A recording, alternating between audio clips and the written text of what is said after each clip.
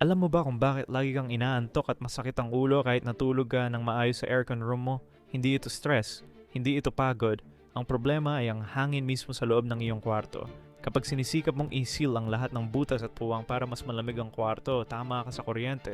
Pero may nangyayari na hindi mo nakikita. Ang carbon dioxide na hinihinga mo palabas ay naiipon sa loob ng kwarto ng walang paraan para lumabas. Walang bagong hangin na pumapasok. At ang pinakamahal na aircon sa mundo. Hindi nito kayang ayusin iyon. Ang trabaho niya ay palamig lang ng hangin, hindi palitan. Kaya mas ma-optimize mo ang kwarto para sa aircon, mas lumalala ang kalidad ng hangin. Mas malamig pero mas mapanganib sa katawan. Ang solusyon?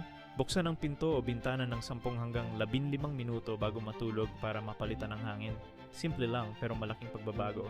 Kung kailangan mo ng aircon na bagong unit, cleaning or repair, message na ang Braves Air Conditioning Trading and Services. Available ang installment, COD at libreng quotation.